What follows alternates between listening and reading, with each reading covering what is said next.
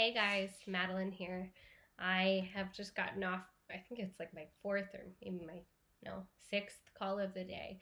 And I've been having so many conversations. Mondays are kind of like this for me where I'm just on back to back calls with my team, catching up with my coaches, catching up with clients, things like that, just kind of setting the tone for the week. And there is just this underlying energy and tone that I've been thinking about a lot. It came up in every single call I was on today, and I just have to be talking about it with all of you. I don't normally ever do this, but I had so much I needed to share that I didn't want to forget anything, so I wrote some notes down. So if you see me looking down, that is what I'm looking at, is because I just don't want to miss an opportunity to share something with you. So what I'm thinking about right now is fear and money, because for all of us in the midst of this crisis, there is a lot of fear coming up, and there's a lot of scarcity mentality showing up because some of us are deeply afraid about whether or not there will be enough money for us to get by. And whether or not that's a reality, like whether or not it's true that you have enough money in your bank account to be able to get by, it's showing up regardless. I'm somebody who has done a ton of work on fear and scarcity and all of these different things. And I talked with my financial advisor this morning. I know where my investments and assets are at. And yet I still have this underlying fear that shows up. And I think it's a big cultural thing. We all are kind of sinking into this fear that we are collectively riding through as a planet, a population right now. But at the same token, I have to tell you that fear and money do not coexist well together. So when we're looking to cultivate more money, when we're looking to be able to create wealth or abundance for ourselves, fear is not a path, it's an obstacle to creation.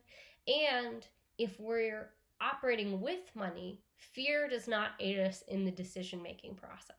We shouldn't, it's like the toilet paper thing. It doesn't wire our brains appropriately to buy a bunch of toilet paper. That's not smart decision making. What smart decision making has to come from is a clear state, and fear is not operating from a clear state. So right now, it's a really important moment that's calling us all to get a lot smarter about money. And I have a company that's called Women Talk Money. So I, more than anybody, feel called to be having an open and honest conversation about the cash that we do or don't have and what we're choosing to do with it.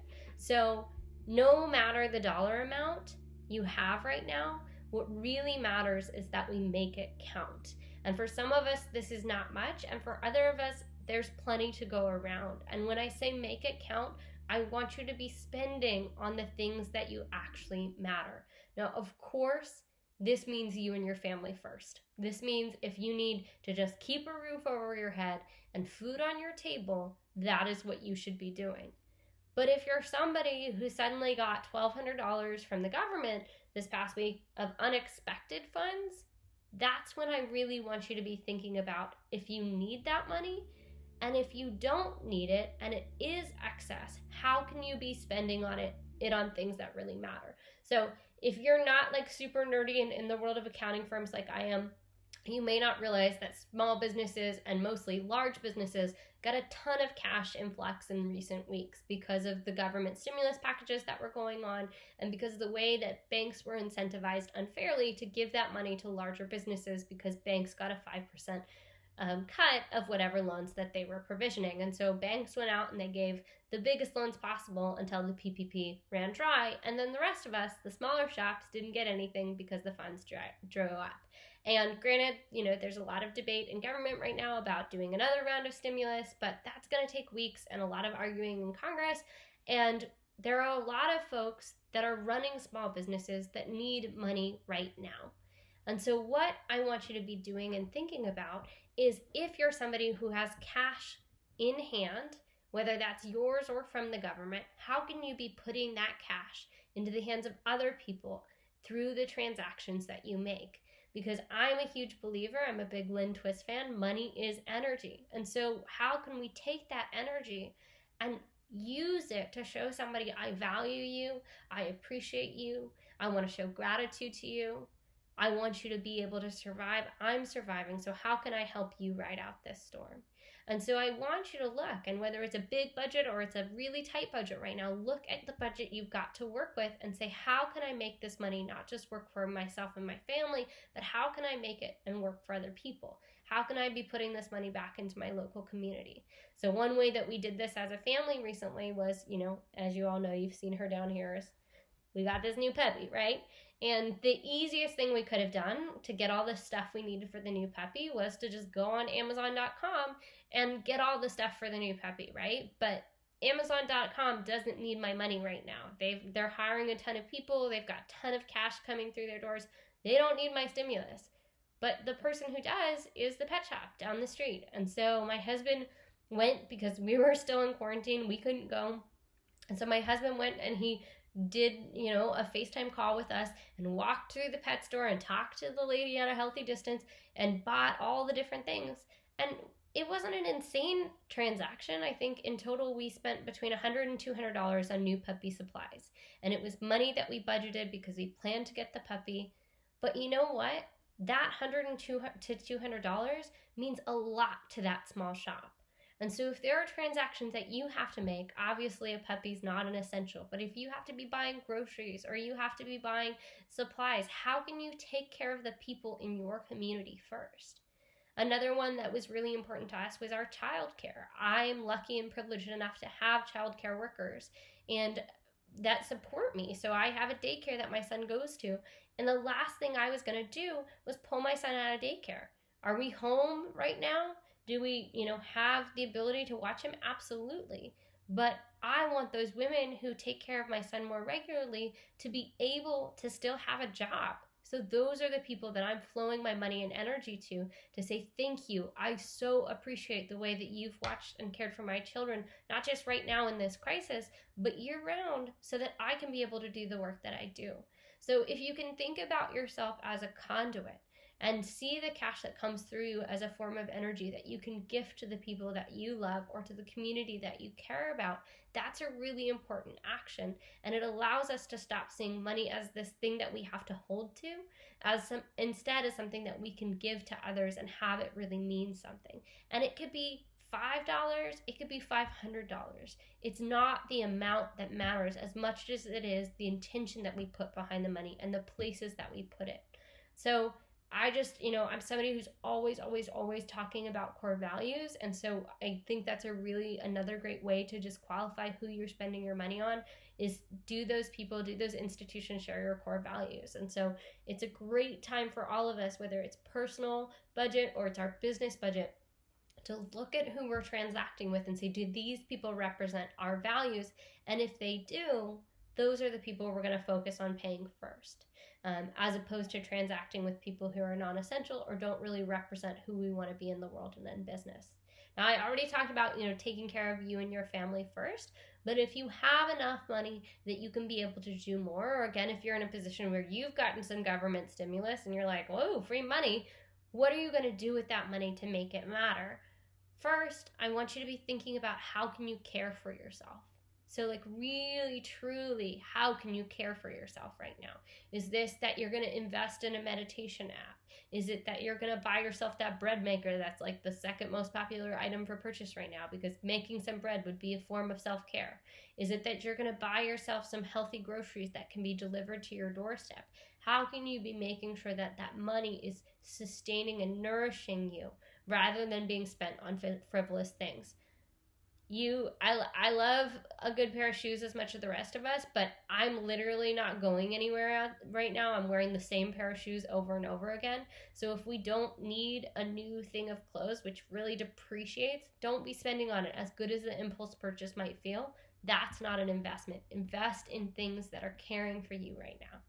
The other things you might want to be thinking about is development. If you've got downtime right now, there are 1,000,001 people, my company included, putting free and very deeply discounted courses, personal development pieces, master classes, all sorts of things on the internet right now. So how can you be investing in things that develop you further? If you're somebody who's out of work right now and you don't have a job, the company that you gave your blood, sweat, and tears to just cast you aside because they wanted to cut their payroll, well, how can you be developing skills right now in this moment that can serve you as we come out of this crisis to operate better, smarter, differently, start your own shop, something where you really feel compelled and called to do the work as opposed to being a dispensable resource to somebody else. So thinking about what is the ways that I could be spending money on, my development, my health, my wellness, so that I'm taking care of myself, but I'm also building myself up to be better and more resilient as I come out of this thing.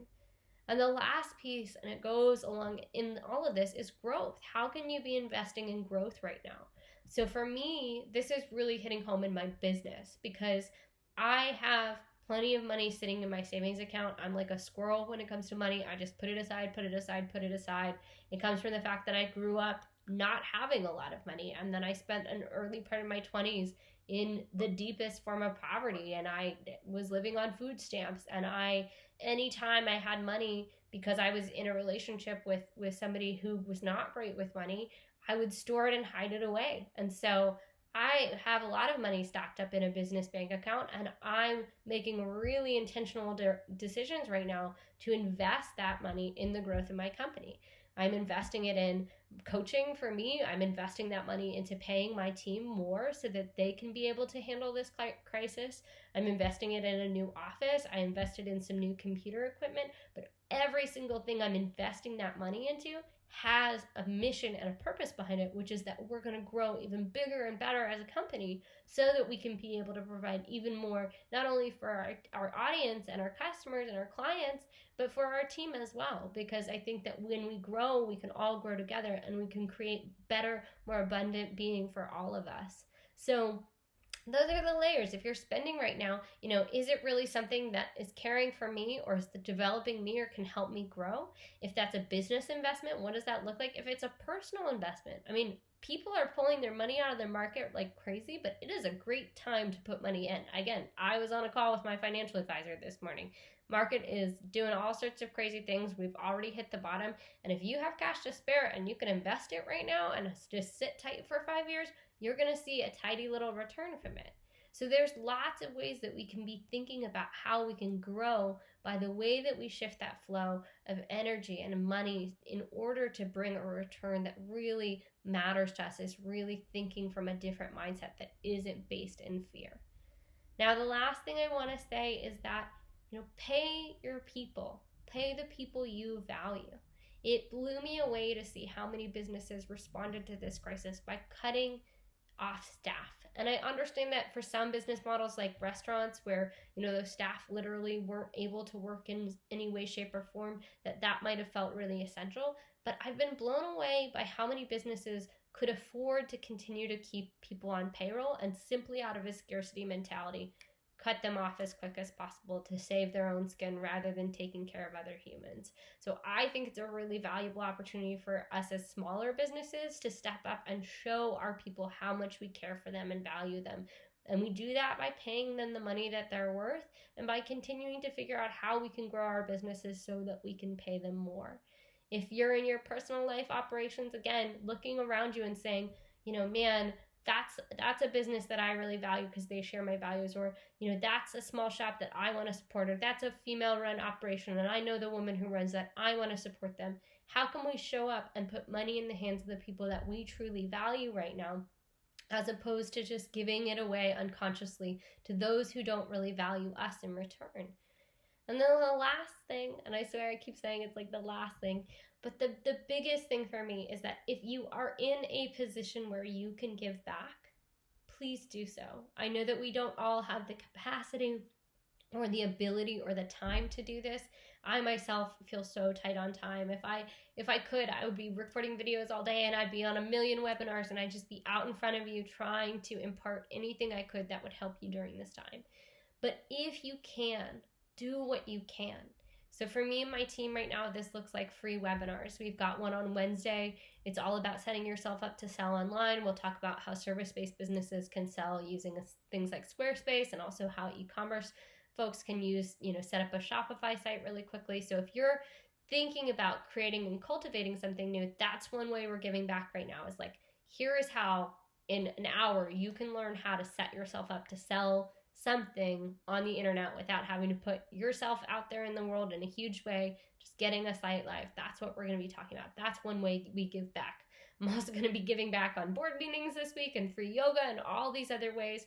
And in addition to that, we always give back as a company. 5% of our profits have always gone to Girls Who Code and the ACLU and other nonprofits. We kind of pick them on a quarterly basis based off of where our values are aligning and where we want that energy to flow from us as a company into the causes that we care about most. So if you're in a position right now where you can give to someone regardless of the services they provide to you directly, if there's a cause or an organization, whether it's Feeding America or ACLU or anybody else who's fighting on the front lines of this crisis to make sure that people have the goods and the resources they need, just do your homework, research, and make sure that as much of those proceeds as possible are going right in the hands of people that need them. But if you can give in that way, whether it's time, energy, or actual cash, that is a big, big action we can take to keep our economy running. I think that one of the things that people don't realize is how much our own individual actions and transactions can really fundamentally shift and shape our economy. And I think that there's a really important moment for all of us to get a little bit more conscious about the ways in which we've been spending unconsciously. And we can take a moment right now to reflect and reevaluate and say, who are the businesses that we really want to support so that they can survive with us? And who are the things that we need to let go of, or the systems that we need to let go of, so that something better and brighter can come on through. So it's my biggest hope that this just gives you some guidance, some insight, some inspiration for you to go through as you think about your finances, and to step out of a state of fear so that you can think about, how can I operate in integrity and use the money I have, no matter how big or small, and make it matter to someone and to me. So I hope you all are well. I'm thinking about you. If this video inspires you and you want to share it with somebody, that would mean the world to me. Let me know in the comments below how you're spending money right now, what's working for you, where your thoughts are with all of this, and I hope to hear from you soon. Bye, guys.